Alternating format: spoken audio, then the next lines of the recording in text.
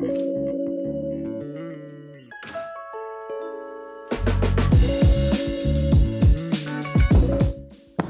mėnesį parašiau žentelį ir paklausiau, ar jis norėtų nusipirkti mano kompiuterį. Bendro sprendimo neradom, bet jis man kai ką pasiūlė. Prieš kelis metus, iškeitęs savo ilgai naudotąjį Mac'ą, susirinkau stacionarų Windows kompiuterį ir esu labai patenkintas, tačiau pastaruoju metu pritrūkau mobilumo. Kartais filmuojant turinį klientams norisi medžiagą peržiūrėti čia ir dabar, kad galėtum įsitikinti, kad visi kadrai gavosi tinkami ir nieko nepraleidau. Iki šiol tai bandžiau daryti per iPadą. Ir tam tikrą prasme iPadas poreikį patenkina, bet tai užtrunka kur kas ilgiau nei su kompiuteriu. O kai turinį reikia atiduoti labai greitai, tuomet turiu važiuoti iki studijos, įsikelti medžiagą ir tik tada pradėti montuoti. Stacionarų kompiuterį norėjau keisti į MacBook Pro su M2 procesoriumi, bet žentelis pasiūlė išbandyti šį Microsoft Surface Laptop Studio 2, ir ilgas pavadinimas. Ir išbandžiau jį savaitę, montavau, redagavau nuotraukas, žiūrėjau YouTube'ą. Pabandžiau ir šiek tiek pažaisti. Kaip žaidimų kompiuteris gal kiek brangokas, bet apie kainą pakalbėsime vėliau. Ką pastebėjau iš karto, tai kad šiame kompiuteryje nėra HDMI jungties, todėl turėjau bėdų pasijungti papildomą monitorių.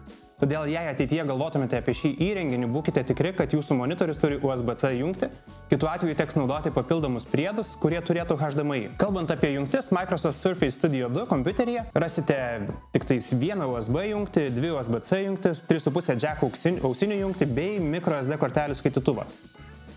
Atsižvelgiant į tai, kad kompiuteris skirtas profesionalams, šiek tiek nustebau, kad Microsoft Surface neturi pilno dydžio SD kortelių skaitytuvo, nes microSD korteles savo veikloje naudoju pakankamai retai, nebent reikia nusikrauti drono ar veiksmo kameros medžiagą. Tai sakyčiau, kad 90% laiko jungtis būtų tiesiog nenaudojama. Mano atveju, norint nusikrauti medžiagą, turėčiau naudoti USB adapterį ir panašu, kad šis kompiuteris be adapterių iš esmės neapsieis. Kalbant apie USB jungtį, iš pirmo žvilgsnio pasirodė, kad ji pakankamai siaura, nes įkišus bevielės pelės priedą vos ištraukiu. Tiesa, kas maloniai nustebino, tai ekranas, kuris turi 120 Hz ir 2,5K rezoliuciją. Tikrai gražiai atkuria spalvas ir net negalėčiau prie kažko labai prikibti. Gal tai galėčiau pastebėti, kad ekranas pakankamai blizgus, tai jei saulė šviestų stipriau, gali kilti šiokių tokių nepatogumų. Pats kompiuteris gali puikiai pasitarnauti kaip piešimo planšetė ir yra lankstomas į 3 pagrindinės pozicijas, visiems gerai įprasta kompiuterio pozicija, šiek tiek pasviręs ekranas, kuris man patiko žiūrėti YouTube'ą, bei planšetės padėtis,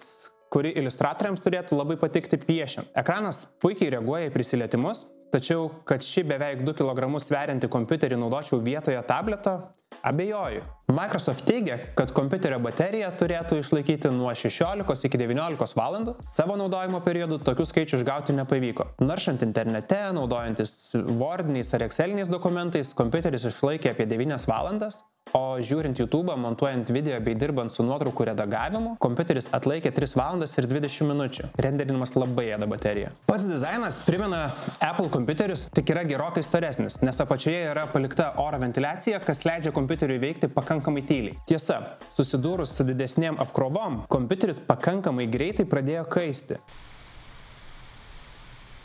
Ir kad ir kaip patiko klaviatūra bei trackpadas, kuriam apskritai būtų galima paskirti atskirą video epizodą, nes jis tikrai puikus. Naudojant kompiuterį kasdienėje veikloje būčiau linkęs galvoti apie kompiuterio docking stationą ir papildomai apie pelę su klaviatūra. Montaže su papildomomis problemomis nesusidūriau. Timeline'as pasileidinėjo tikrai gerai, darbas buvo tikrai labai malonus ir pasidariau mikrotestą. Pabandžiau tą patį projektą išrenderinti tiek Microsoft Surface Studio 2 bei savo asmeninėme kompiuteryje. Ir čia pradėjo jaustis didesni skirtumai. Testavimui pasirinkau paskutinį savo YouTube video apie longevity. Jei kas nematėte, iš karto po šio video labai rekomenduoju pasižiūrėti. Ir su asmeniniu kompiuteriu video išrenderinau per 2 minutės ir 1 sekundę. Su Microsoft Surface Studio 2 užtrukau 4 minutės ir 47 sekundės. Ir čia šiek tiek pasimečiau, nes šio kompiuterio kaina prasideda nuo 2060 € ir bazinėje komplektacijoje jūs neturėtumėte net RTX 4050 vaizdo kortos, o vietoj to būtų Intel Iris integruota vaizdo plokštė, kurios našumas tikiu, kad skirtųsi kartais. Ir norint gauti tokių pačių specifikacijų kompiuterių, kaip turiu čia, Lietuvoje jis kainuotų apie 2796 €. Todėl esu linkęs manyti, kad šis kompiuteris yra skirtas labai siaurai auditorijai profesionalų, kuri turi specifinį poreikį turėti liečiamą ekraną, kuris gali keisti pozicijas bei gali būti naudojamas kaip piešimo planšetė. Bet pasikalbėkime apie žaidimus. Išbandžiau 2 žaidimus – lietuvių pamiltą CS2 ir GTA 5. Abu veikia stabiliai, sklandžiai ir be priekaištų. FPS dropų užfiksuoti nepavyko ir žaidžiant GTA fiksavau apie 62 FPS žaidžiant 2,5K nustatymais, o CS2 žaidime sukosi apie 120-190 FPS žaidžiant deathmatch'ą. Tikiu, kad šiek tiek daugiau pažaidus su tiek vieno, tiek kito žaidimo settingsais būtų galima išgauti ir daug geresnių rezultatų. Bet žvelgiant bendrai, kam šis kompiuteris skirtas?